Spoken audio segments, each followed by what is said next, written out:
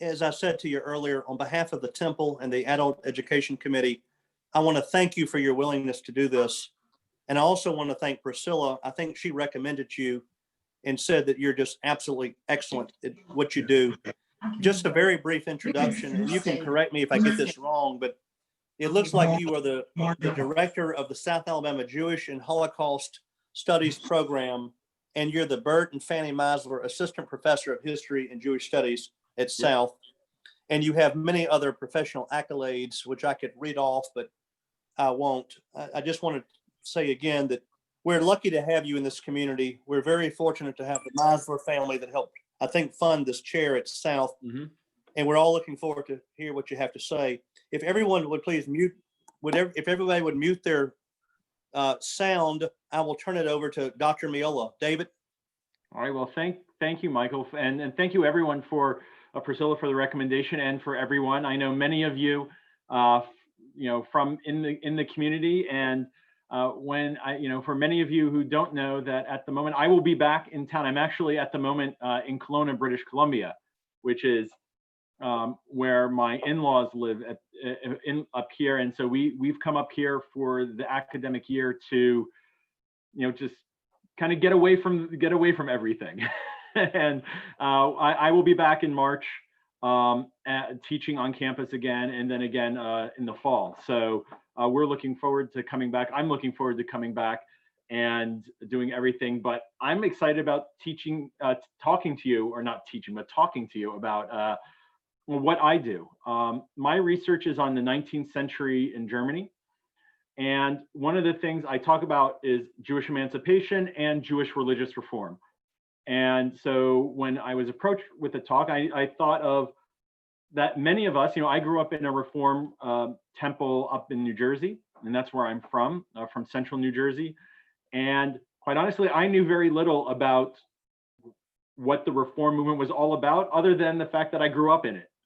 And so the origins of that movement and where it came from and how it was directed was part of the reason why I got into doing the history of Jews in Southwest Germany and along the Rhine during the 1830s and 1840s.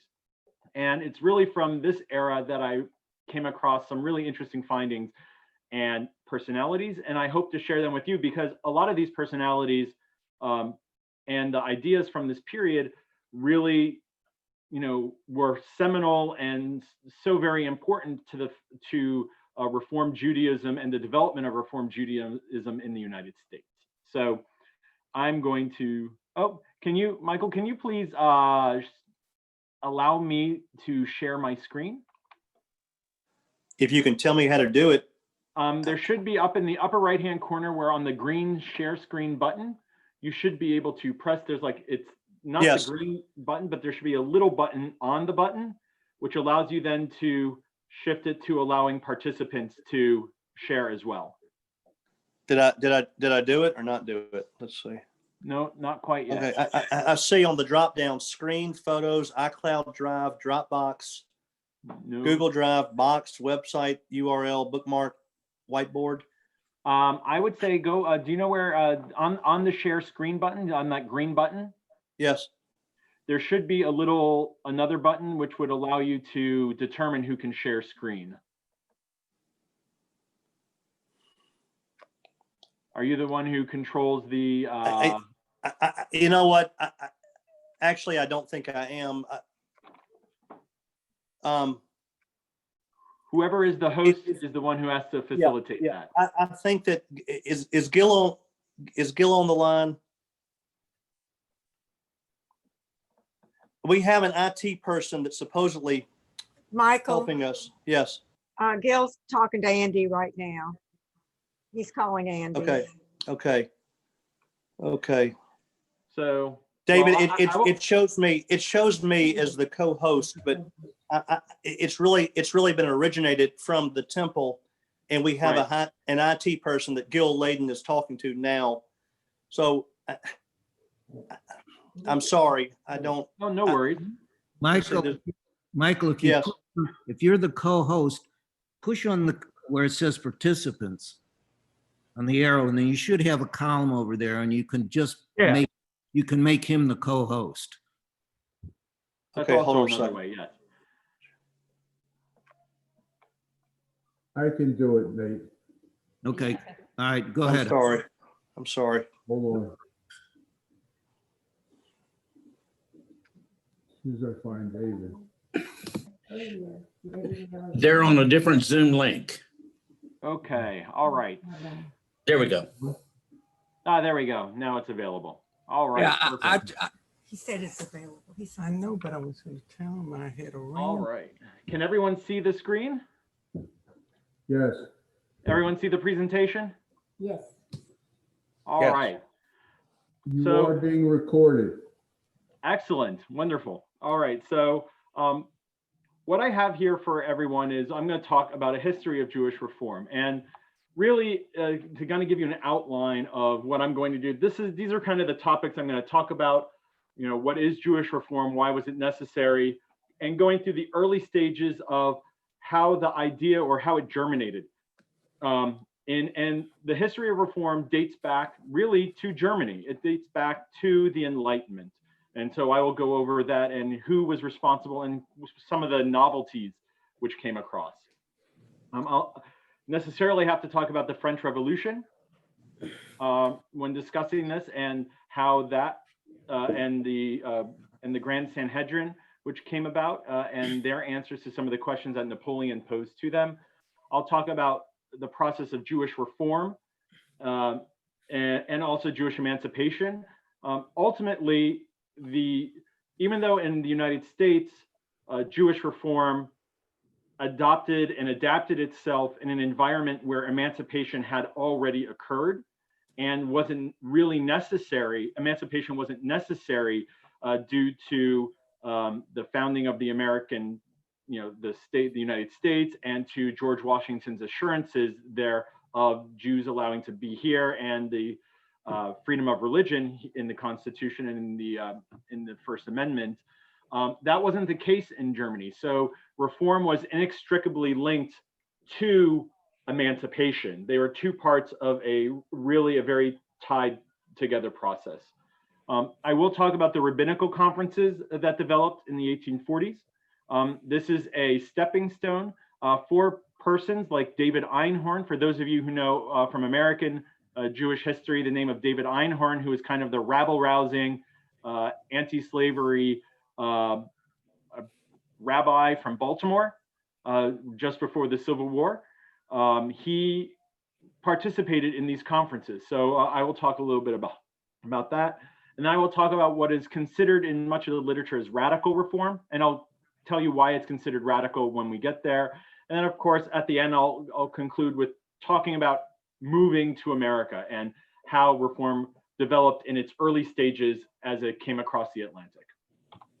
So when I think about Jewish reform and whether or not it's necessary, really, what does it mean? And if you take a look at the slide that I have here for you, it could mean all of these things, right? It means the changes in liturgy, right? Then how do you pray?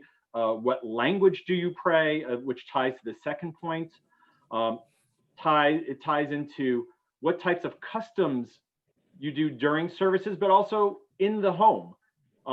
It talks about there's also a reform in how the Jewish community is perceived in the states themselves, right? Do Jews keep in their corporative status of the early modern or the pre-French Revolution period, or does it shift to Judaism being a religion in the sense of a modern secular state? And so these are all things that came about.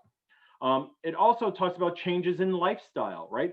How do Jews, because of their change in communal status, their status in whether or not they were a subject or whether or not they were a citizen, how does this affect how Jews live? Do Jews follow, the traditional lifestyle of Jews from the early modern period? Do they follow traditional dress?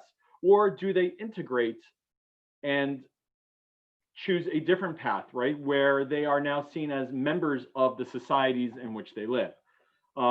This next to last point where I say this adaptation to modern civic or secular values, and I have the question there with secular because a lot of people seem to think that with modernity in the 19th century, especially in the shift through the Enlightenment to the evolution of science in the Second Industrial Revolution and into the 20th century, that society became more secular as a whole. Well, in some societies, the question is, well, was it really as secular as we think? Or was it really, there was still that kind of hold of religion in society? And indeed, in the German case, secularism was seen as kind of a fourth religion and wasn't necessarily, and indeed, it was in that battlefield for ideas with all of the other religions as well.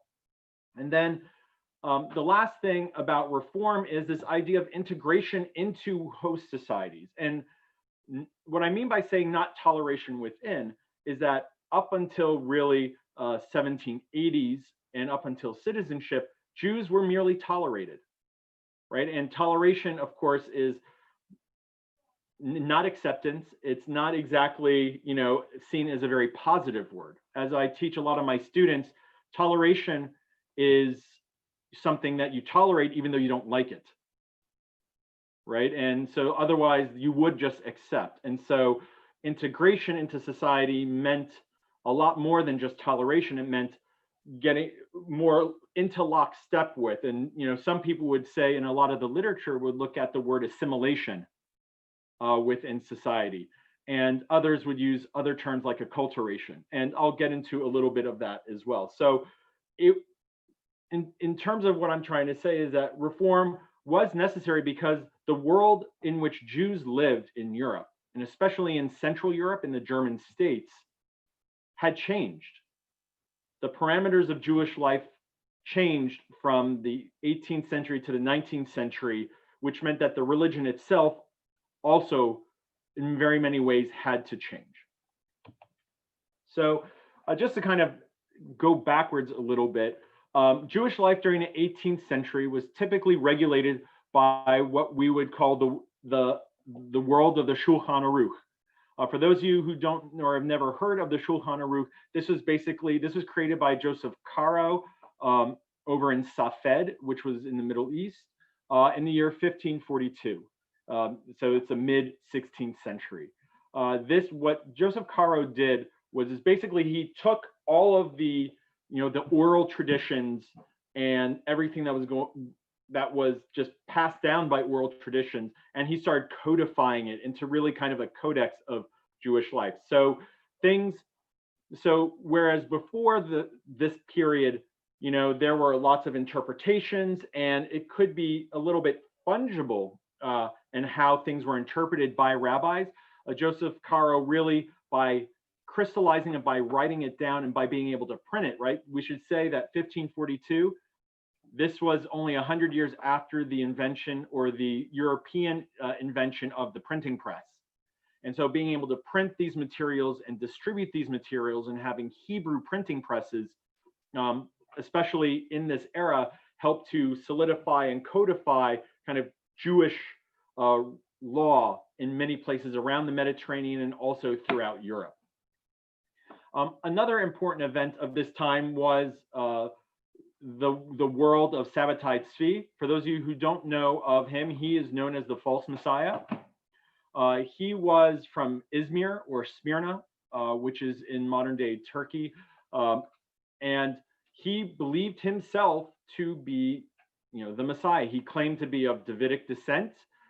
He dabbled a lot in Kabbalah, and he was promoted by Nathan the prophet as being, you know, this type of Messiah figure. And, you know, and while there are many contemporaries in the 16th century who saw him kind of as a joke, and who really didn't treat him as a Messiah, eventually his prominence rose so much so that Gluckel of Hameln, who's one of the great German Jewish chroniclers of the late 17th and early 18th century, talks about how Jews all across Central Europe are selling all of their possessions to try to, in waiting and in trying to wait for the return and for the, you know, for the Messiah to come. And in this case, it was Sabbatai Tzvi. So lots of people sold their possessions, got rid of everything, and had planned on moving to Palestine and the Middle East to do so. So this is one of the things that like of this world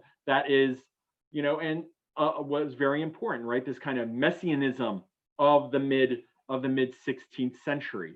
And it shouldn't be a surprise to many that right around the time of Sabbatai Tzvi, right, when he was at his prominence, was also the time of great devastation in Central Europe, right? Sabbatai Tzvi was at his prominence in the 1640s. Well, from 1618 to 1648, we had the 30 Years' War in Central Europe, where over a third up to half of the population of Central Europe was killed due to famines, war, and other devastation due to poor living conditions. So for a lot of people, the hope of a Messiah was brought about by a lot of those external conditions. Now, Sabbatai Tzvi, so he was captured and he was arrested by the Ottoman authorities, and he was basically given a choice: convert or die. And instead of becoming a martyr and dying, he decided and converted to Islam. So this really changed a lot of what was going on at this point, because all of those people who had put their hopes in him were devastated. And as a result of this, you had a reassertion of rabbinic authority in Jewish life, especially in Central Europe. All right, and so from the mid 17th century, really until the end of the 18th century, right around the time of the French Revolution, the rabbis were in control. And they really ran things in very much a strict manner. Now, alongside of this, so on the one hand, you have the rabbis reasserting their control, and then you have, at the same time in the late 17th and throughout the 18th century, you have the rise of the Enlightenment. So, and this Enlightenment took hold in many societies, right? We know, especially in France, a little bit later in Germany and in England. And throughout much of the Enlightenment, there were many people where religion was under question, right? And we know this from Voltaire, who was not really very friendly to Jews, and had a very pointed discussion with Isaac de Pinto in the late 18th century, was very anti-religious as a whole. But of course, you can't necessarily critique Catholicism and the Christian religion in many countries, because that wasn't really permitted. So in a lot of cases, he criticized, and many people criticized Jews as kind of a stand-in for their own criticisms of their own society. And that's also what Voltaire did as well. But the Enlightenment as a whole brought about a lessening of religiosity. And I think the world of the post 30 Years' War era, even though there was some in the late 18th century, the late 17th century, there was more renewed focus on the individual religions. A lot of people started not going to church and not going to synagogue. And indeed, by the time 1800 comes about, fewer than 50% of Jews actually attended synagogue regularly. So religiosity as a whole was down. And so during the Enlightenment, and as absolutism started to wane as well, and as, with the French Revolution and the American Revolution, and all of a sudden, all of these ideas of liberty, rights, freedom of conscience, freedom of thought, and some of these come in, well, they naturally came into contact with Jews in Central Europe. So the person we really have to thank with Jewish engagement with the Enlightenment is a man by the name of Moses Mendelssohn. Moses Mendelssohn was what we would consider to be an autodidact. He never had any formal schooling. He was just very well-read and well-learned. And he, in the 1850s, when he first moved to Berlin, he's from the city of Dessau, which is kind of in the Sachsen-Anhalt kind of countryside. It's a small little city nowadays. And he moved to Berlin, and there he worked during the day as basically in an accounting firm, as an accountant with a firm. And at night he would read, and he trained himself in the art of philosophy. And he ended up meeting lots of people as part of these Wednesday societies, someone like a Friedrich Nicolai and a Gotthold Lessing, and he decided to engage with these Christians and publish his own works. And so he has some other really important works, the most important of which is called Jerusalem. But his first dabbling into really the Enlightenment was the creation of what was called the Teacher of Morals, which was Kohelet Musar. This was written in the style of what was called a moral weekly. And it was the novelty about this moral weekly was that it was written in Hebrew, not Yiddish, but Hebrew.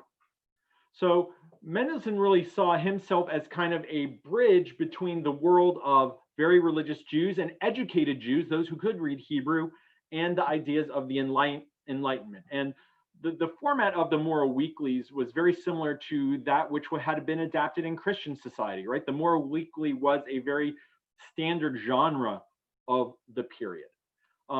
Mendelssohn's influence later on, right? Mendelssohn participated in the What is Enlightenment debates, and his response, even though today many people only know of Immanuel Kant's answer to the What is Enlightenment debates, where you say, you know, man has to think for himself and man must come out of his self-imposed immaturity. Moses Mendelssohn also contributed to this debate, and in fact, many people basically, when they were thinking of someone who was as important a scholar in Berlin, everyone looked to Moses Mendelssohn. He was known as the Socrates of Berlin, right? That's how important a figure he was. But his engagement really with Christian scholars and within general German society became a model for those of his followers, and we call them the Maskalim, or the educators. His most notable, or one would call him infamous, followers was by a man by the name of David Friedlander. Friedlander didn't really contribute a lot to necessarily reform, but his step was really going to the Prussian king and saying, well, why don't we, the Jewish community, just all quote unquote convert to Christianity, but we're just going to keep our practices as Jews. Right, so here he wanted to be officially converted, but not really converted, right? The whole idea was that he wanted to get the stigma of being Jews kind of washed away. This was kind of a very radical solution, still is a very radical solution, but it was, you know, in very many senses, like that kind of engagement that Mendelssohn began, right? If you take it to a very much a logical extreme, right? What Friedlander was really looking to do was, in some cases, doing a more open and public version of what Marranos and those who we would call crypto Jews had done, right? The idea was that, you know, in public, you're Christian, but in private and everything that you are Jewish. The next person I'd like to speak about is a man by the name of Isaac Euchel, and he's the gentleman who is the top picture. If you just kind of take a look at the picture for a second, notice how he's dressed. This was not your traditional dress of someone who would have been an observant Jew in the late 18th century. He looked someone like, if you were to look at pictures of Whig politicians, he kind of looks like a Whig politician from Britain of that era. And this is, of course, something that was quite different. Jews in the late 18th century and throughout the early modern era had proscribed dress. And there were what were known as sumptuaries laws. You know, Jews in certain communities had to wear their hair a certain way. They had to wear hats. They could only wear a certain style of clothing. In some communities, they had to wear patches with a J or with a yellow star. Some had to wear armbands. You know, each community had its own sumptuary laws. But until the Enlightenment, during the Enlightenment, these laws changed, and you start seeing more and more Jews wearing what would be considered very secular, very bourgeois, middle-class dress.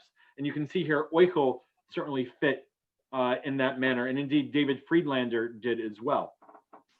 Euchel was a student of Immanuel Kant in Königsberg, and he actually lived in Copenhagen in Denmark. His most important contribution to Jewish reform into the Enlightenment to the Maskilim was the creation of a newspaper called, or a journal really, called Hamei Asef, which is known as the Gatherer. This publication was also written basically in Yiddish as well, and it was actually directed at the educated class of Eastern Europe. He and his members, who all contributed articles to this, really sought to influence and inculcate the values of the Enlightenment to their brethren in the East. And we start seeing really during this time as well, a division starting to come about between between German Jews and those Polish Jews, Ukrainian Jews, those who lived in Eastern Europe, and indeed in not so many nice ways. And I'll get to that in a second as well. The third real step in Jewish reform in terms of this era was the creation of a German language newspaper. And this went by the name of Sulamit. This was created by David Frankel and Joseph Wolf. And they set it out to be a magazine, really, or journal. It was published relatively irregularly, but it was subscribed to by not only Jews, but also by many Christians, especially bureaucrats and princes. And the idea was, in this era, was to show, right? So it was an attempt by Jews to print it in German language, which was a novelty really at the time in 1809 when it first came about, that Jews were adapting to German society in the wake of the French Revolution and the changes of citizenship status, but also that the Jewish religion was changing, and so that it was a way of showing the public that Jews were acculturating and coming closer to their Christian compatriots. Along this step as well, and when I talk about the ideas of like reform and emancipation, a lot of the work for what would be ended up being called the quid pro quo of rights for regeneration by my friend and colleague David Sorkin is a Prussian bureaucrat by the name of Christian Wilhelm von Dohm. He and Moses Mendelssohn were very friendly in Berlin circles. And when the Jewish community of Alsace, which was in France, needed help in protecting and securing its rights from King Louis XVI, right? So this was right around 1781, he enlisted Dohm to write a pamphlet, which eventually was called On the Civic Amelioration or Betterment of the Jews. And this text really became canon in German society for how Jews were to shift from being mere tolerated subjects to becoming productive citizens. Unlike in the United States and unlike in France after the French Revolution, where Jews became citizens first, right, and then integration came afterwards, in Germany, and what Dohm suggested was that Jews actually need to change. Jews need to make themselves productive. And by productive, he takes this in certain ways. One is that Jews have to change their economic status. Right? Jews were seen typically as usurers, dealing in petty trades, secondhand dealing, considered to be beggars as well. And he said, well, this has to change. And he suggested to all of the German states that Jews need to be given the opportunity to change their economic status. But in this as well, he seemingly is quite positive, right? He says Jews should be given the opportunity to prove that they are worthy and productive citizens of the states in which they live. Now, in terms of religious means, he also like many of other Christians of the era, all had very negative feelings about Judaism. Other than Gotthold Lessing, who is a lot more favorable towards Jews, Lessing was really kind of an outlier. Dohm believed that Judaism, like many people, a lot of people believe Judaism was dead, that it was a fossilized religion, and that really it was ahistorical. It was out of time.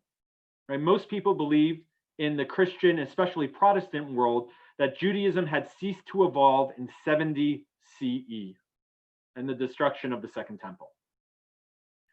And and indeed, Dome held a lot of those prejudices. He said, well, Judaism has very problematic, and it does indeed have to change in order to show itself as a modern religion in step with modern times. And so this is what became part of the bargain, right? So Jewish life had to change, but also the Jewish religion itself had to change. Right? And this was supplemented as well right around the same time, coincidentally, in 1781 and 1782, in the Habsburg Empire. Emperor Joseph II issued what were called the Patents of Toleration, which for the first time in Austria allowed Jews really the legality to reside, own property, go to university, and being able to move a little bit more freely. So all of this was happening really in the engagement of the German Enlightenment, really the late German Enlightenment around the Berlin circles and the Vienna circles as well. So once you go and you get to the French Revolution, things changed dramatically for Jews, right? In 1790, 1791, 1792, Jews were given full civic rights in France.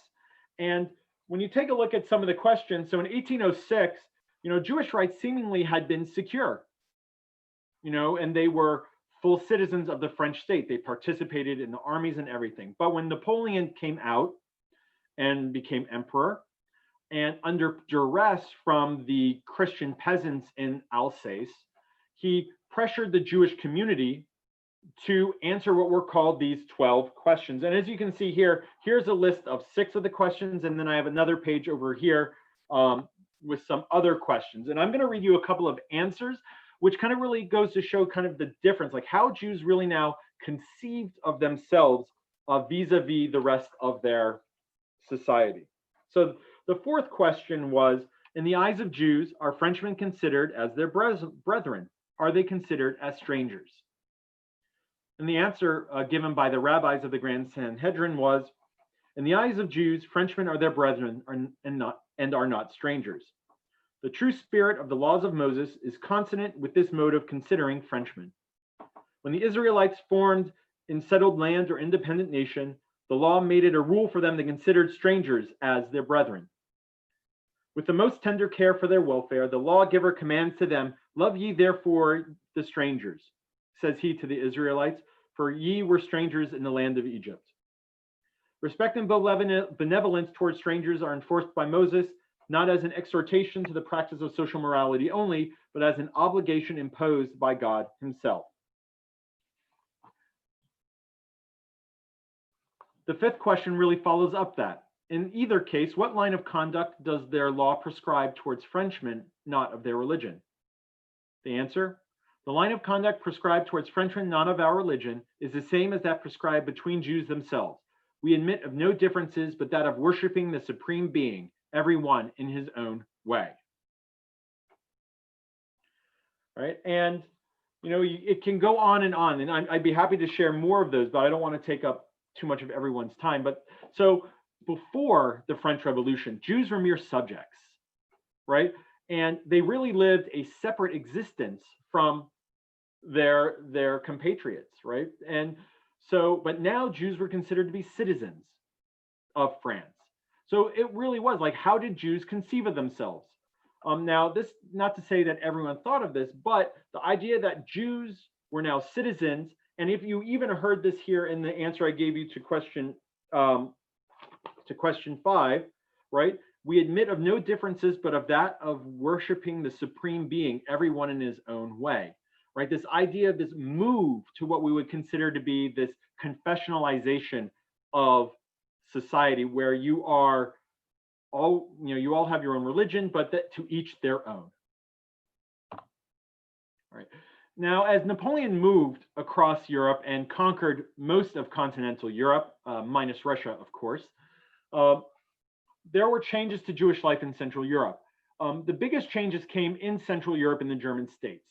The Kingdom of Westphalia was one of the creations of Napoleon, and it covered what was now known as Lower Saxony, a huge chunk of Hesse, of the state of Hessen, and also Bremen and Hamburg.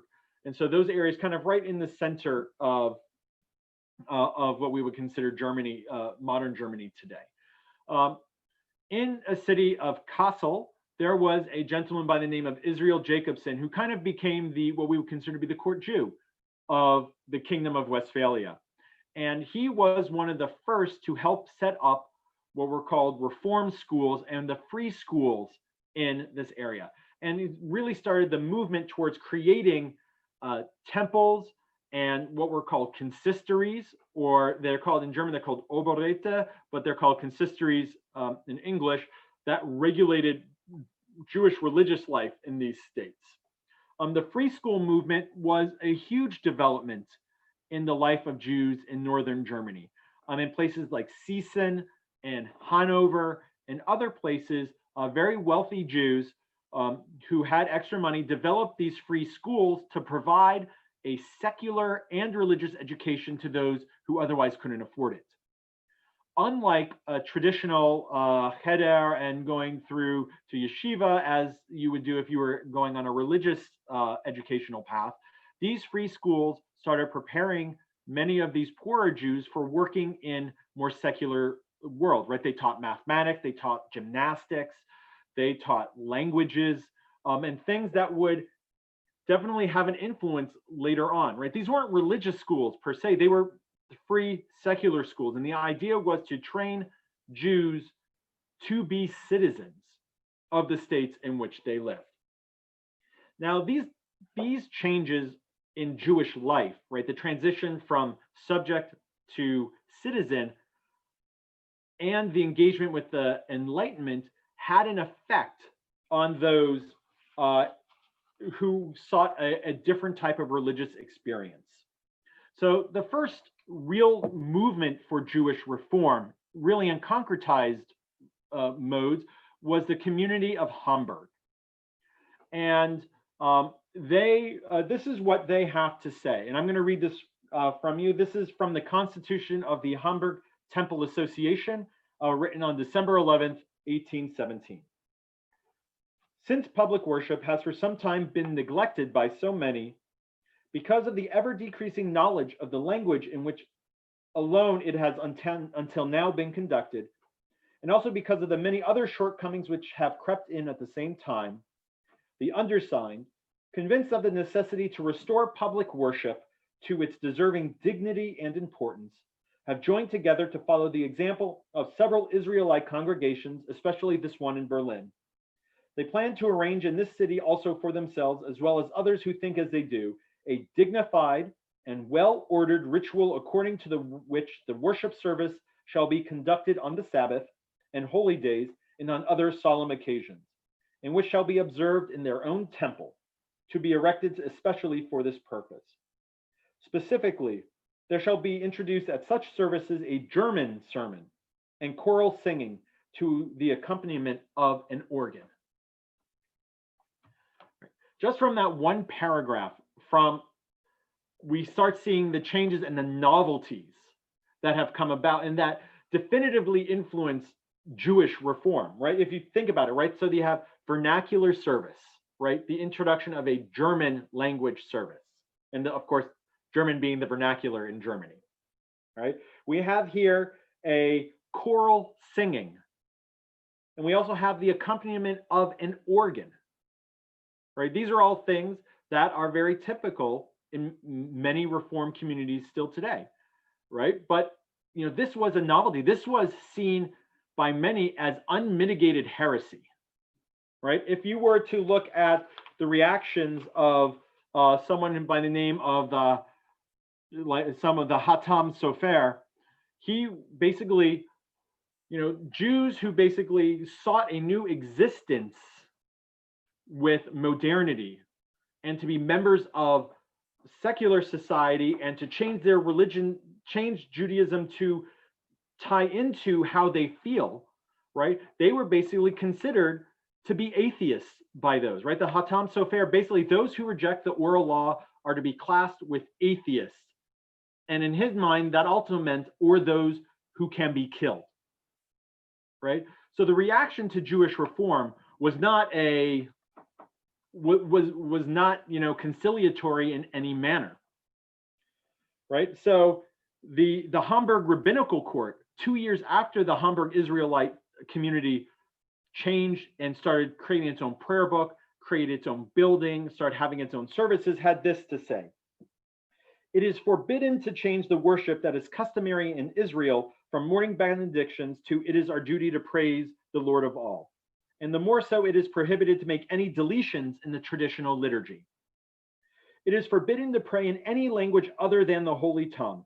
Every prayer book that is printed improperly and not in accordance with our traditional practice is invalid, and it is forbidden to pray from it. It is prohibited to play a musical instrument in the synagogue on the Sabbath and on the festivals, even when it is played by a non-Jew."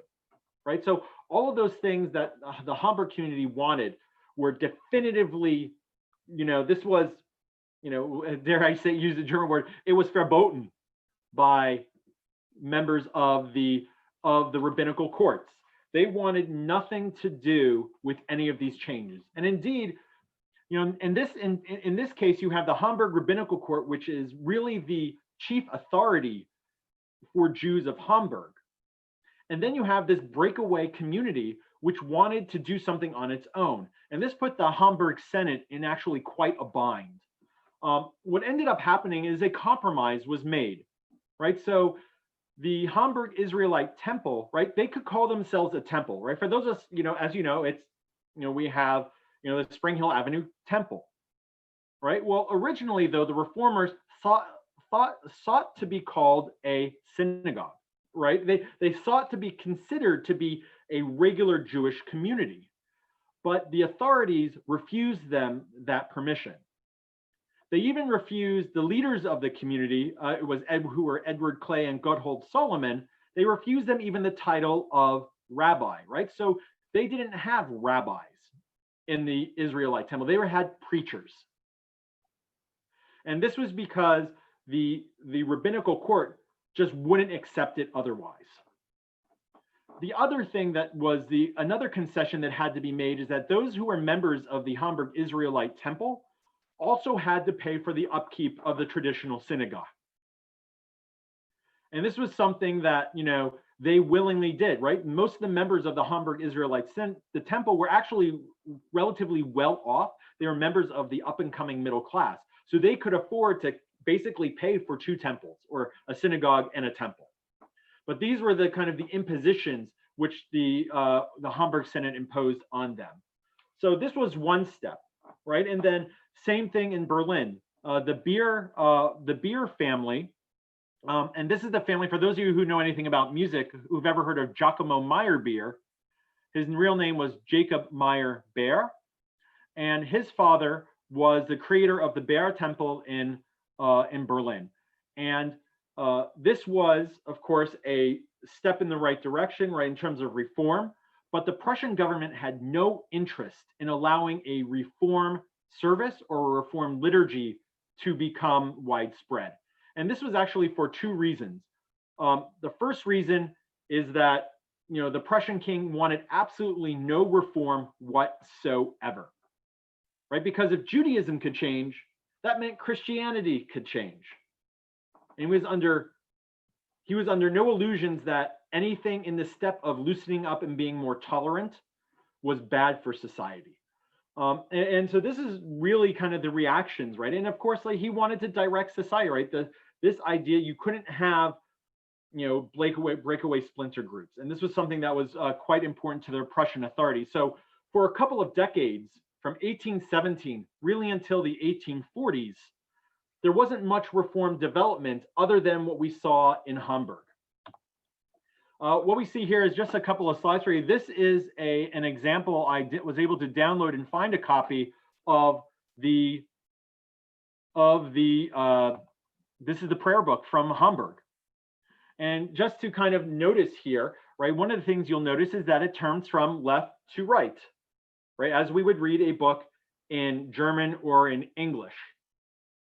Right, of course, we know that that's not the traditional way of doing things, but this was in accordance with they felt was the dictates of the times, right? One of the key things that the Hamburg Temple argued was that most Jews didn't speak Hebrew, right? So how can you pray in a language and know what you're talking about, and how can you really feel the religion if you can't actually read the words or know what the words mean. And so here we see the opening pages here, right, where they dedicate this opening page here on the right to him, right, to God, right, that they dedicate to them, right. They're really hoping, right, that, you know, that his efforts are going to be pursued through this book, through German, so that people start getting in touch with him again. Right, and so you go around here to another page, and this is just an example of the prayers. Here is the, you know, this would be the, right around the Hatzi Kaddish here, right? You see here where it says Yit Gadal, right? Well, take a look at the way the book itself is set up, right? You have the Hebrew, right? Underneath it, you have the translation in German, but you also have in certain places, and I'm going to just highlight here with a pen here for a second, you will see here, right here, they also have transliteration. Right, it says here, Baruch Adonai Hameborach Leolam Vaed. Right, like that is this, of course, we see that up here. Right, and so you can see that you know, this prayer book was created for those who needed to be able to do this, right? They didn't know Hebrew, right? So if you didn't know Hebrew, having it in German only helped a little bit. You actually needed it transliterated as well. And so if we want to see where our modern prayer books get their impetus, it is from these prayer books here from Germany, from this one here from the late 18 teens.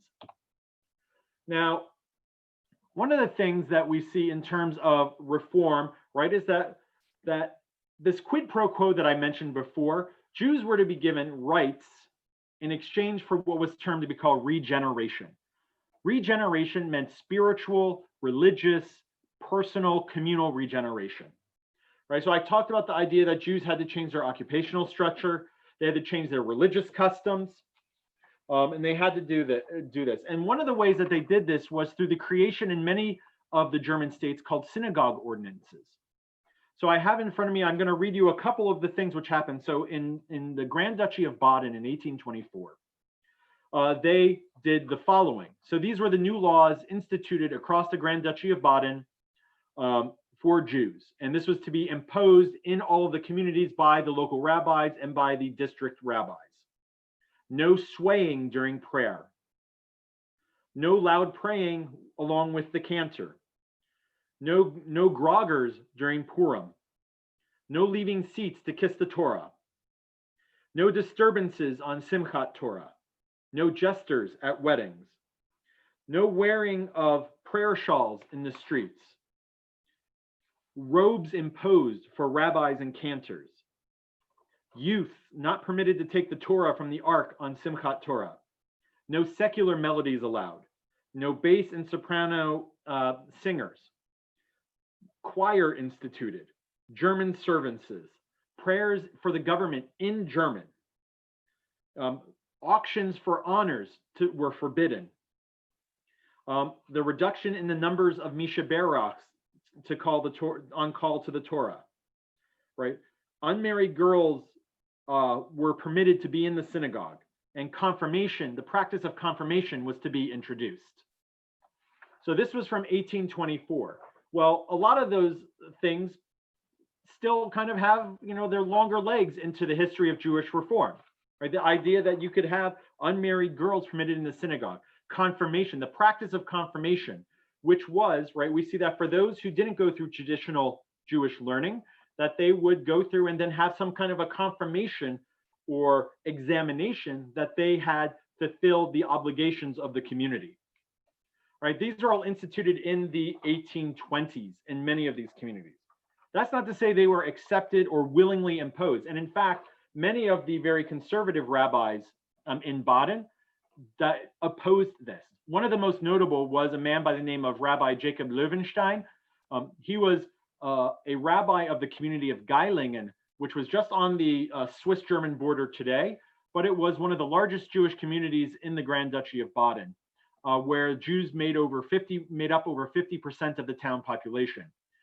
He actually wrote a piece in the 1830s which said, "I will be a dam against any nuances or changes in religiosity, right? This is how vehemently opposed he was to changes. Yet, even with his argument with the consistory in Baden and in Karlsruhe, he was still forced every year to give a 2-hour-long sermon in German, right? Because that was required by these synagogue ordinances. So even the Orthodox were getting pushed in the direction of the reform from this kind of reform from above. Right. So really, as I had mentioned, there was little change. And in terms of university education, I want to take it back, right? The introduction of confirmation became a real point of contention in the city of Heidelberg. For those of you who know, like the city of Heidelberg is a very beautiful city on the Neckar River, really not far from the city of Mannheim in the Grand Duchy of Baden. And Karl Rehfuss was a university educated Jewish man who became the educator of Jews in the city of Heidelberg. He instituted confirmation, not just of boys, but also of girls, right? So the idea was that Judaism was changed so that women and girls could even take part in religiosity. And for the rabbi of the community, whose name was Solomon First, this became a bitter conflict between the two. And indeed, in the 1840s, this conflict came out into the open in both the Jewish press and in the regular press in Mannheim and Karlsruhe. And the push forward for reform, by the time we get to the 1840s, became really bitter. All right. The changes to more reform also was inspired by the revolutions of 1830. Not necessarily so much, but the idea that societies themselves are becoming more liberal, especially in places like Baden, led to reformers being able to take up more positions. The government itself looking to reformers to change Jewish life. One of the things that came about a little later in the Grand Duchy of Baden was that every rabbi who took up a position had to take a formal test in German and also in rabbinical knowledge. So these were things that they had to be, there were state exams as such for rabbis in the Grand Duchy of Baden, which meant that there was some Christian at a university who would then quiz the rabbi on his knowledge of both the 5 books of Moses and at the prophets and the judges, and then also on the Talmud, right? They would have this state exam because the state did not want people coming from Poland, especially, or Hungary, who were not knowledgeable, who couldn't speak in German, and couldn't push Jews to become better citizens of the state. 2 of the men were really responsible in the 1830s and 40s and beyond, who were really kind of at the forefront of the reform movement, were doctors Abraham Geiger and Ludwig Philippson. Abraham, as you can see, both of these men, they were ordained rabbis, and they both had doctorates, right? They both attended universities and have, their PhDs. They were, as you can see here, Geiger got his PhD from the University of Marburg, and Philippson got his at the University of Berlin. Both of them were typically Jews weren't really allowed to get PhDs in theology because theology was considered a Christian topic, but they were allowed to get, PhDs in like Oriental studies, which was basically the closest that Jews could get to something of dealing with Jewish religion at the university level. Geiger was a very controversial person because he was very much on the kind of middle left side of Jewish reform, kind of pushing the boundaries of what reform meant. His first post was in the city of Wiesbaden, a city which I called home for 7 months when I was doing my research, which was in what was called the Duchy of Nassau. And he published his own thing. He published in the Wissenschaftliche Zeitschrift für jüdische Theologie, which is the scientific journal for Jewish theology. And he believed that Judaism, unlike the Orthodox scholars, believed that Judaism was inherently necessary to put Judaism and Jewish history under a critical historical lens. Right? Whereas his opponents, especially someone like Samson Raphael Hirsch, believed that you could not actually right? Judaism was Judaism, and you can't put it under this kind of very historical lens that came from Georg Friedrich Hegel's studies. But many Jews, especially in the Reform movement, believe you can study Judaism. And this is where we're going to bring Judaism into the modern era. He was first appointed in Wiesbaden, but his most controversial appointment came when he was appointed and welcomed to be the second rabbi in the city of Breslau. Breslau is in modern day Poland, and it's called Wrocław today. And Breslau was probably the third largest Jewish community in the Kingdom of Prussia.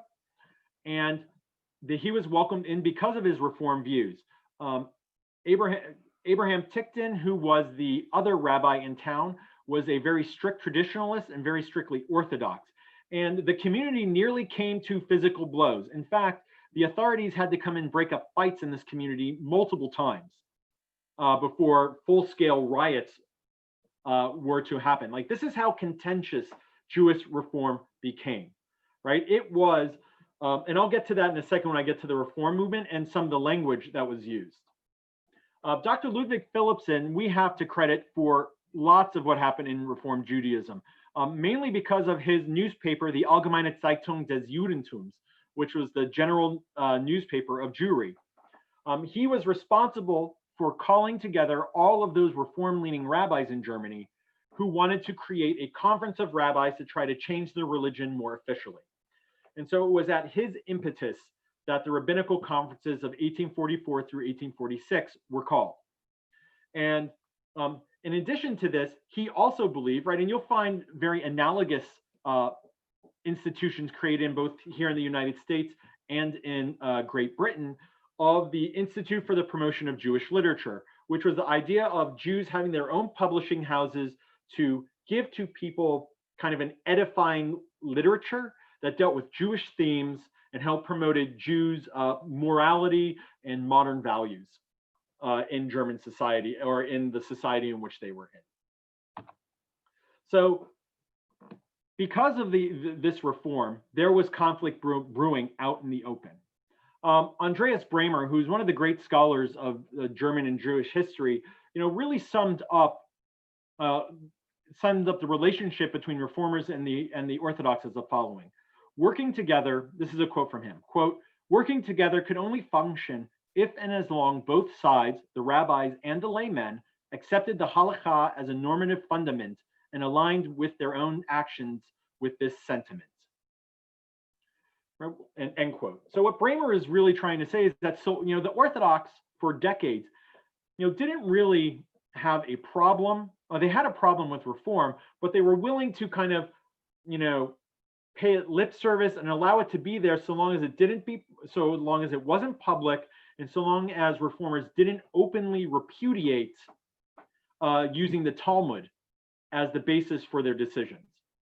And this is indeed something which many of the reformers during the mid-1840s did. They basically said that we don't follow the Talmud anymore. And I'll get to that in just a second.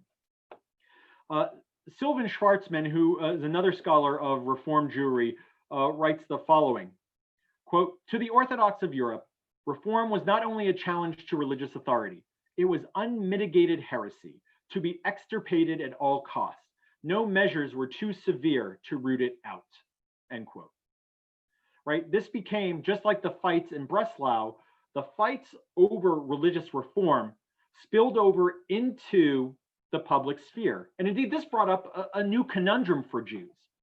Right? One of the things for centuries that Jews had tried to do was to keep Christians out of disputes of Jewish religion. Right?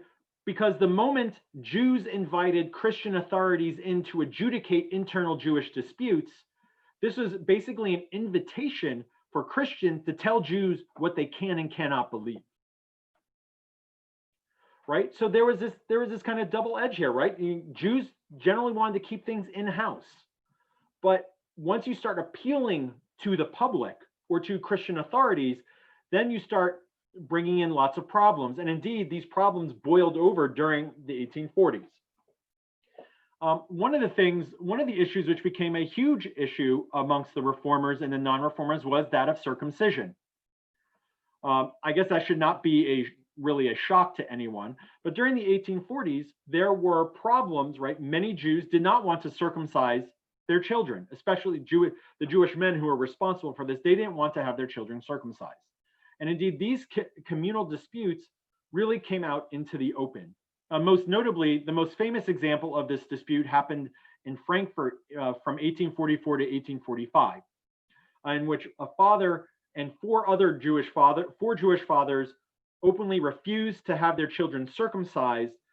And then the Orthodox rabbi of the town, Solomon Trier, refused to allow the Jewish men to have their sons entered into the community as Jews.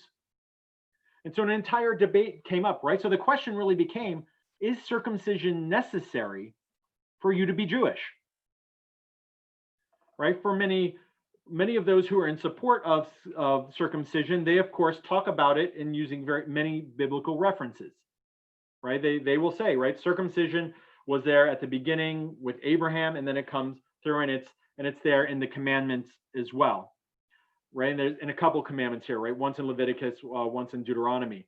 But the idea was that this was proscribed. Well, there are others who say that, well, circumcision isn't really necessary, and really membership in the Jewish community really only comes through the mother. So if a mother is Jewish and you don't want to have your kid circumcised, then they can still be Jewish, right? And this would lead in many cases to what was someone being called an aral. And an aral was someone who was a Jew, but who did not have the full rights of a member of the community. And this really changed the debate a little bit, but this debate didn't just happen within the confines of the Jewish community. If you look at all the newspapers of the Frankfurt area, these debates were being had in front of the regular public. And indeed, the Jewish community, reformers and Orthodox alike, both appealed to the Frankfurt Senate to try to adjudicate their inner Jewish problems. And the Frankfurt Senate basically said, right, they basically said, well, insofar as the community will let them, will let them in, it's not really a big deal, right? So the Frankfurt community, the Frankfurt Senate was like, we're not getting involved in your disputes, and and you can do that. While it says, officially you should be circumcised, but it's not really a requirement, so you don't really have to be let in, or you don't really have to abide by that. And the reformers, which were the head of the Jewish Council of Frankfurt, they allowed them in, right? So this dispute led to the resignation of Solomon Trier. And indeed, as part of this dispute, they basically pushed him and ushered him out the door, right? So this then brought the ire of the Rothschild family, who in turn, right, because then they brought in another reform-leaning rabbi to Frankfurt, basically took back his contribution to the community to build a new synagogue, right? So this became a war of words. It became a war of money. Now, and I'll talk about the rabbinical conference fallout in a second. So the rabbinical conferences, there were three of them. 1844 was in the city of Brunswick, 1845 in Frankfurt, right around the same time as the circumcision debates, and then in Breslau in 1846. I have here some of the achievements of these rabbinical conferences. The Brunswick Conference really only got two things done. One was really the elimination of the second day of Kol Nidre. That was something which in some cases hadn't really been that controversial, because Raphael Samson Hirsch had already adopted that when he was much younger, and he was considered an Orthodox rabbi. But notably, they basically created lots of committees, and then they pushed it forward. But the real notable thing about this first conference was the Orthodox protest letter, which was circulated around Europe. And they eventually had 116 rabbis from around Europe sign this Orthodox protest letter, which basically called them, quote, traitors to Israel, end quote, right? So the Orthodox are stepping up the rhetorical attacks on the Jewish community, on the reformers, and calling them traitors. And, you know, and this became really contested, right? We see those who wanted more conservative reform, they felt that their voices had not been heard. And so they were invited to the Frankfurt Conference in 1845. So this is where we get personalities like Zacharias Frankel. He was the Oberrabbiner, or the chief rabbi of Saxony, and he lived in Dresden. And he came to Frankfurt in 1845, and this conference was noted for a couple things. One, lots of women attended, right? So during the debates at the assembly inside the synagogue in Frankfurt, there were lots of women who attended. There were, you know, some people noted that over 100 women filled the gallery in the back, right? This was something that was seen as very important. You know, James Rothschild was there as well. He was kind of the black sheep of the Rothschild family, or so to speak, of all of Meyer Amschel's sons. But he was there as well in attendance with his son. You know, the conflict within Frankfurt became exacerbated by this, but it was by all means a relatively successful conference, except for that Zacharias Frankel and Leopold Schott both walked out of the conference. And this was due to basically a tied decision that happened at the conference, where the community of Reform rabbis declared that Hebrew was not necessary as part of the service. And of course, if you're thinking of this, right, you know, I just read you a little something a little bit before where, you know, the Hamburg Rabbinical Court said praying in any other language other than Hebrew is verboten. Well, here the rabbis basically said that you can do rabbi if you want, but it is not legally required for you to do so.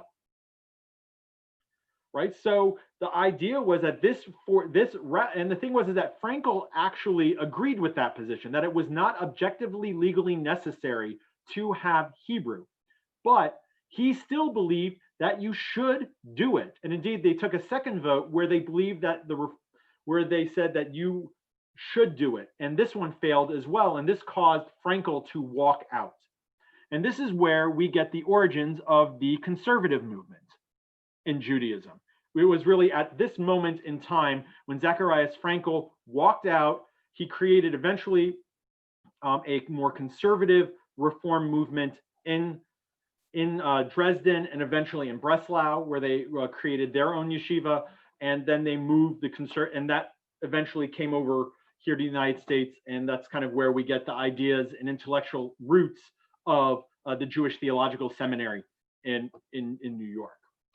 The Breslau Conference also passed a bunch of accomplishments. One was they reduced Shiva from 7 to 3 days. They abolished the 2nd days of all holidays except for Rosh Hashanah. They also abolished all Sabbath restrictions for civil servants and soldiers.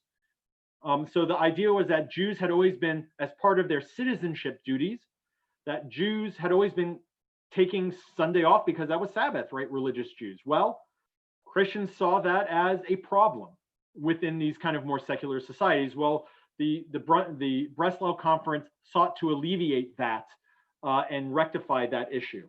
And they also reaffirmed during this conference Saturday as the Sabbath, because there was a movement in German Jewry to move the Sabbath to Sunday. And I will actually talk about this in a second. We've talked already about kind of this moderate reform, which was really Philipson and Geiger's view of the reform movement. And I'll get a little bit more to that in a second. There's the conservative reform championed by Frankel. And then there was radical reform, which was championed by another reformer whose name was Samuel Holdheim. He was the rabbi of Mecklenburg-Schwerin and eventually became the head of the Berlin Reform Society in the late 40s. Now, these radical reform societies were led by lay men. This is something that was a lot different than the Jewish communities, other Jewish communities in Germany, right? Jewish communities were typically led by their rabbis and by basically the Stadtland, really, the kind of like the secular man who was generally very religious, who was kind of the interlocutor between court and the Jewish community. But these radical lay-led communities, they were led by lay men, right? They were the ones they hired, they fired, the rabbis, right? It wasn't the rabbi who dictated what was going to happen. And they believed in what was called the search for pure Mosaism and positive reform. And I'm going to read you a little bit here about what really went on. Actually, I have a couple quotes for that on the next page as well, going on there.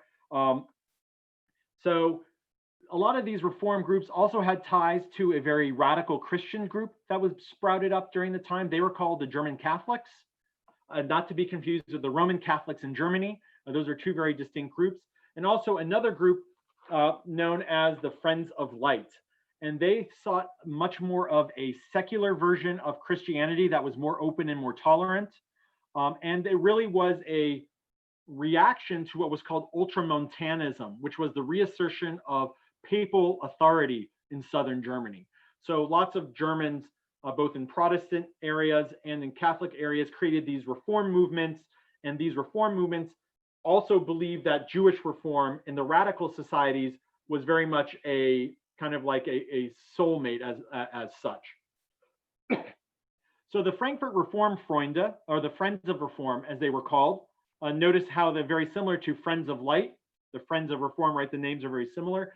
Were led by two non-rabbis. The first one was Moritz Stern, who was a professor of math at the University of Göttingen, and Gabriel Rieser, who is known throughout the literature as the champion of Jewish emancipation and became the first Jew appointed to any Supreme Court in Germany, being appointed to the Hamburg Supreme Court in the 1860s.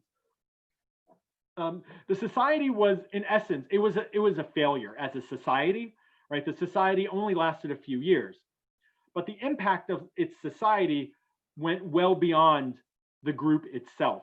And some of its program here's a list of its 5 points that it advocated for. So one, we recognize the possibility of unlimited progress in Judaism.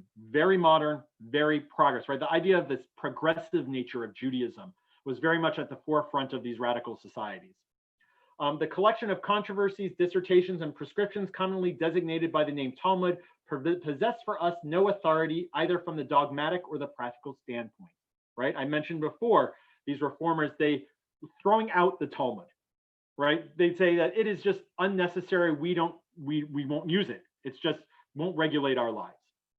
The next one, a Messiah who is to lead the Israelites back to the land of Palestine is neither expected nor desired by us. We know no fatherland except that to which we belong by birth or citizenship, right? The claim, right, this is a direct response to the idea that Jews were a state within a state, right? This phrase, state within a state, was created by Jacob Friedrich Fries all the way back in the earlier 1800s. And the idea is that Jews always had a second allegiance, right? That Jews always felt that Palestine, was their homeland, and that Germany, even though they were born here, was always played second fiddle. So this statement was a direct response to that. The other two things which they did not publish, but nonetheless were very influential in their thinking and practical lives, were the ideas that they didn't recognize circumcision as binding, and that ancient laws and customs, those like kashrut laws, were non-binding, and that was basically a personal choice. Right? So if you wanted to be circumcised, you could. If you wanted to be kosher, you could, but they were by no means, to be accepted as, dogmatic. So, and this, a little bit later, on April 1st of 1845, the Berlin Reform Society, the Reformgenossenschaft, they published in the Jewish and local newspapers what was called the Aufruf an die deutschen Glaubensbrüder, which is called a call to our German co-religionists. So it says here, and here are just like some quotes here of their beliefs, very similar to that of the Reformfreunde, right? Since we have completely entered in Bildung, which is formation of intellectual mind and body, and manners in the life of the present, religious satisfaction has increasingly ceased to bring comfort and luck as it did our ancestors. Right? Here's very much programmatically saying the form and religion of what our ancestors held is not for us. We have different needs. Our religion clings unmovably fast to the forms and regulation that have been instilled in us for centuries. Our inner religion, the belief in our hearts, is no longer in agreement with this orientation. The old rabbinical Judaism, with its firm basis, has no basis in us. Right? Again, very much so this idea that one has an inner religion, right? You see that was exactly the same type of language that the Hamburg Temple used to talk about the switch to German. If you don't understand the language, how can you have this inner spiritual awakening? Right? And then they programmatically say later on in the Aufruf, we want belief. We want positive religion. We want Judaism. We hold true to the spirit of the holy text that we recognize as a testimony to godly revelation, which will reveal the spirit of our fathers, right? So instead of the Talmud, they believe basically going out to some groups call this pure Mosaismus. The idea that the 5 books, right, the Torah is our guiding light and is our guiding principle, right? The prophets, all of that, the Torah and the Haftorah, this is all we need. We don't need all of the Talmud. We have to get back to the original text. In some sense, if you think about it, this sounds very Reformation-like, right? For those of you who've ever know anything about Martin Luther, right? This is what he directed Lutherans to do, right? To go back, they called sola scriptura, right? The idea of the script alone. And this is indeed kind of what these members of the program of radical reform also called for, right? And so just going on from there, right? This group was led by a layman whose name was Sigismund Stern. He was a professor as well. And this community actually did move the Sabbath to Sunday. They actually held services on both Saturday and Sunday so that those who wanted to pray on both days had their choice. Right? In this community, or one of the things that's actually quite interesting is that unlike the Reformfreunde, the Reformgenossenschaft actually survived until the Nazis. That's one of the things, and indeed, many of the members of this community in the 1940s, they ended up moving here to the United States and joining regular other communities. Many of them joined into Reform communities and into conservative communities or whatever was available where they lived. So all of these kind of origins of Jewish reform eventually took hold in Germany. By the 1880s, or really by 1900, liberal Judaism, as what it would be called, was about 70% of German Jews. All right, so in the 1840s, you had these fringe groups, right? We're talking maybe 15, 20 communities out of hundreds that subscribed to reform. By the time of 1800, by the time of 1880, by the time of the formation of the German Empire and the end of Otto von Bismarck's rule as chancellor, Reform liberal Jews made up 70 to 75% or so of the Jewish population.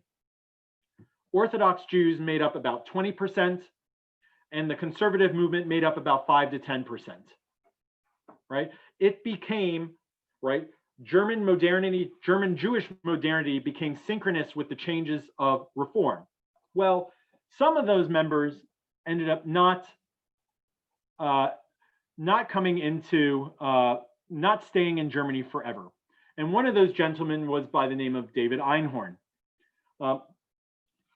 David Einhorn wrote this. So David Einhorn participated at the Frankfurt Conference of 1845. I'm just going to read you one paragraph from his piece, which was called The Question of Messianism. I vote for the renunciation of all petitions for the restoration of the sacrifices and our political independence. I should prefer our prayers for the Messiah to express a hope for a spiritual renaissance and the unification of all human beings in faith and in love through the agency of Israel. Right? Notice that was him, right? So this was someone who eventually was forced out of Germany or decided to leave Germany in the wake of the 1848 revolutions. There were many Jews who came over here at that time, including some members who came to Mobile as well and helped to bring the more German right to the Mobile Jewish community. And they brought along these ideas of reform. And Einhorn eventually, we know he kind of got run out of Baltimore because he was anti-slavery, but he eventually became very influential in the creation of what was called the Pittsburgh Platform. And if you want to take a look here, is I have here from the 1885 Pittsburgh Platform, which was really pushed ahead by a man named Kaufmann Kohler. He's one of the leading lights of American Jewish reform. Well, he was an Orthodox Jew when he lived in Germany, and he was actually a student of Samson Raphael Hirsch, who was one of the leading Orthodox rabbis in Germany. But he eventually repudiated his mentor and moved over to the United States, became a leading light in the reform movement. And this is what Kaufmann Kohler wrote. This is from 1911, but it's very much in spirit with the Pittsburgh Platform, which you see here. Quote, "There is no room for ghetto Judaism in America. Look at any of the creeds and churches in our free land. They are all more tolerant, more liberal, more humane, and sympathetic in their mutual relations than those in Europe. Our free institutions, our common school education, our enlightening press and pulpit, with their appeal to common sense, enlarge the mental and social horizon and render progress the guiding maxim. Least of all could Judaism retain its medieval garb, its alien form, its seclusiveness in a country that rolled off the shame and the taunt of the centuries from the shoulders of the wandering Jew, to place him, the former pariah of the nations, alongside of the highest and the best, according to his worth and merit as man, and among a people that adopted the very principles of justice and human dignity proclaimed by Israel's lawgivers and prophets, and made them the foundation stones of their commonwealth. No, American Judaism must step forth, the equal of any church in broadness of view and largeness of scope, as a living truth, as an inspiring message to the new humanity that is now in the making, not as a mere memory of the past and a piece of Orientalism in the midst of vigorous, forward-pressing Occidental civilization. American Judaism. What a power of inspiration lies in these two words. They spell the triumph of the world's two greatest principles and ideals, the consummation of mankind's choicest possessions, the one offered by the oldest, the other by the youngest of the great nations of history, the highest moral and spiritual and the highest political and social aim of humanity." And I will end that quote there. But as you can see, like that idea, like that I talked about, the spirit of the reformers, all going all the way back to the Hamburg Temple, going through the 1840s and through the rabbinical conferences to the Reform societies as well, found its spiritual home really in the United States. And as we see here from the Pittsburgh Platform, right, we hold that Judaism presents the highest conception of the God idea. Discoveries of science and nature are not antagonistic to the doctrines of Judaism. Right? We accept in the Mosaic legislation a system of training the Jewish people for its mission in Palestine.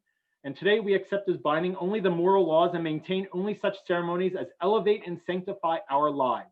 We reject all such as are not adapted to the views and habits of modern civilization.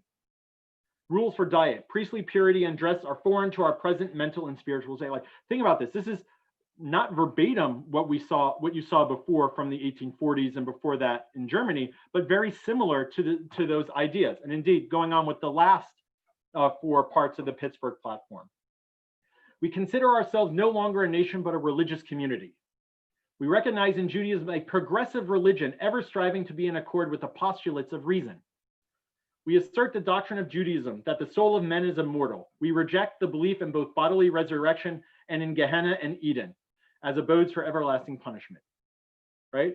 And in full accordance with the spirit of Mosaic legislation, we deem it our duty to participate in the great task of modern times, to solve on the basis of justice and righteousness the problems presented by the contrasts and evils of the present organization of society, right? So for all of you, right, so when we think about Reform Judaism, of course, Reform Judaism has changed a lot. And I saw Rabbi Kaplan is on the call as well, and he can talk much more about all of those changes and everything that we live as Reform Jews today, right? They had their origins in these spirits from Pittsburgh, but the spirit of Pittsburgh really shares with it the spirit of what happened during this fight for emancipation and inner Jewish struggle for what it meant to be a Jew in the modern world.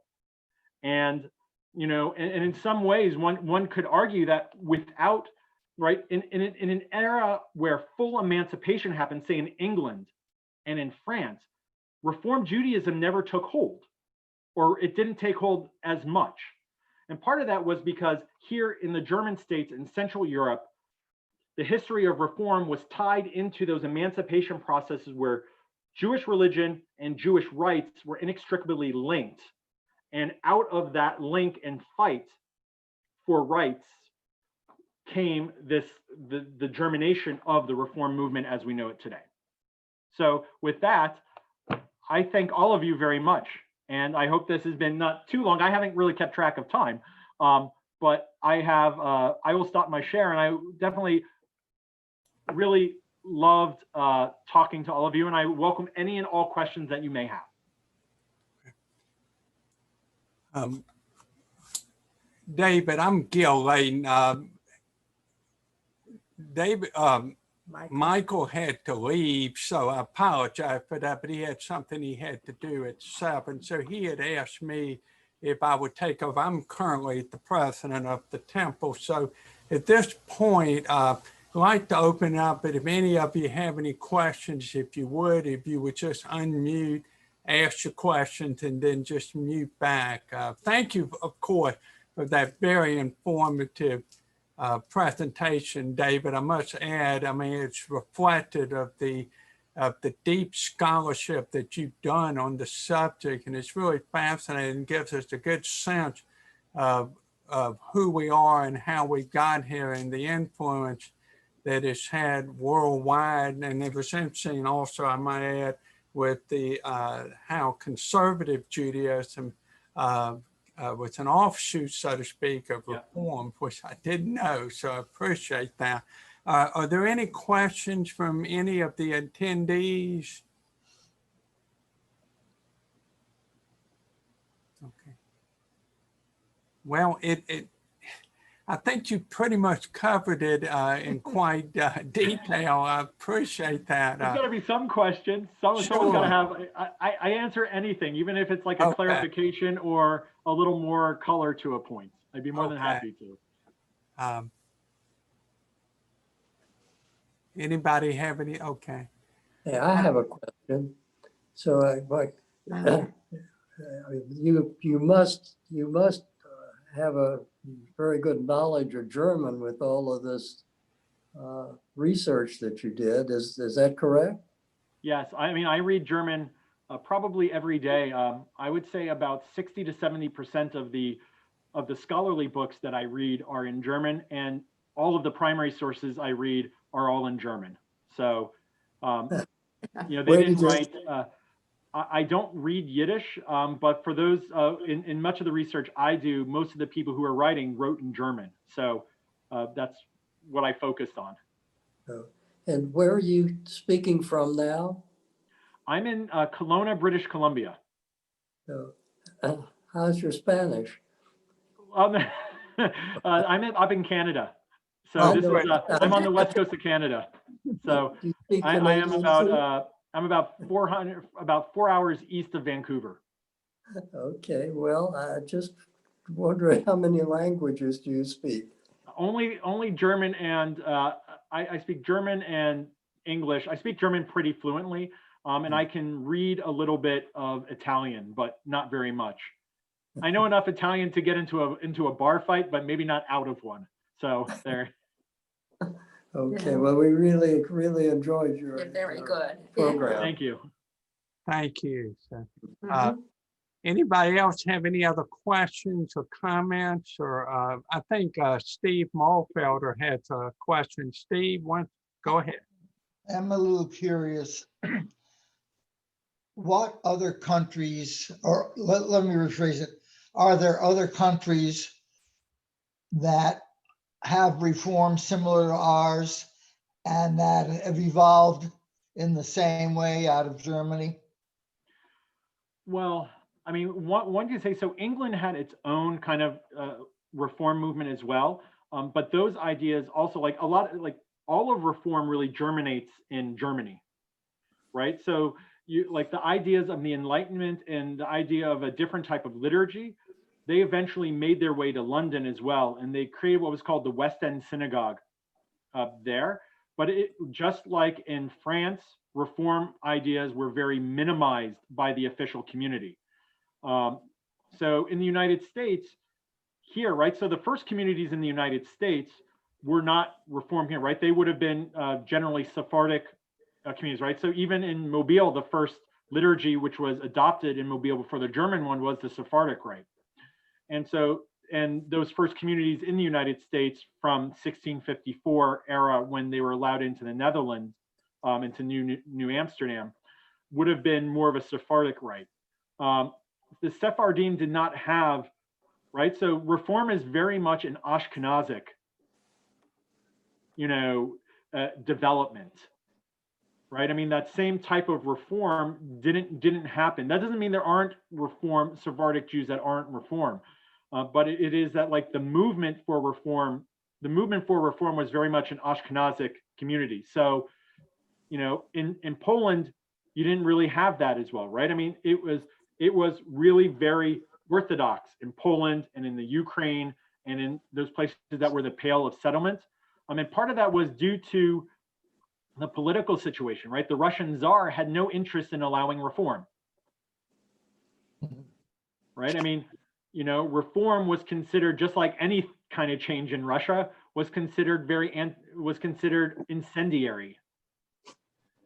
So reform had to take place in a location where there was more enlightenment, yet also this kind of this situation where rights were not tied to it, right? I mean, in the United States, reform developed because Reform Jews moved over here, right? In that great wave of migration after in the 1840s and in the 1850s, right? That really provided the foundation for reform, because and Germans overwhelmed the other Jewish communities that were here in the United States. That's why reform was able to take off and blossom, right? But in other countries where there were many Jews, in say the New World or in the Americas, they all came from Sephardic communities, right? So the community down in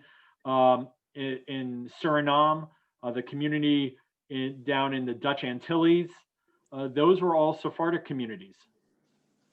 So, and they didn't reform, right? I mean, they kept their Sephardic rights. So the answer is like, no, I mean, really, reform is really a German and American thing. And, occasional, some English, and in other communities, it took on a little bit, but really not. Now, I've got a follow-up, and that is, it's more personal. My family, my father's side came from Germany, started emigrating about 1907, and my father 1921. I have no idea of what their observances were when they were in Germany, and I'm wondering if there is a way to trace that kind of thing outside of ancestry.com. Well, you could probably find what town they came from. So, and if you know the town they came from, you could probably look up. I have an entire book. I have it online, I think, but the Marx Library, I could get this. I don't know. You'd have to interlibrary loan it, but they have an entire encyclopedia of all of the German rabbis from the 19th century that are located there. So if you knew the town, you could go look up who the rabbi was, and you would be able to find out what his beliefs were. In terms of, so someone like Joseph Bloch, who came to Mobile in 1848, 1849, he came from, so the Bavarian Palatinate was an area where there was more reform. So it was probably very likely that he came from a community he either knew of a man named Abraham Adler, who was a reform leading preacher in the town of Alzey, which was not too far from his hometown of Wachenheim. So So if you know where they are and you kind of know where the Reform preachers live, you could probably have a sense of the potential for that influence. It might also be a little bit of a political thing as well, right? If you knew someone who came over like Joseph Bloch did, who was involved in the revolutionary movement, they almost certainly also were more Reform leaning.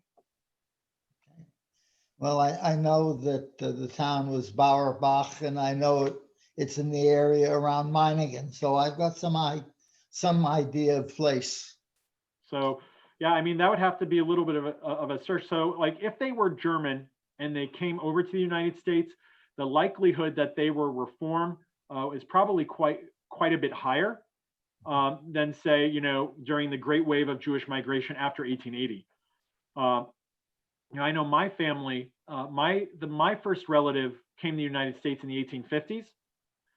I'm not sure exactly what town he was from, but he fought and was fought in the Union Army. I do know that, and he was very much anti-slavery. So the chances of him having come from a more Reform community are probably a little bit on the higher side.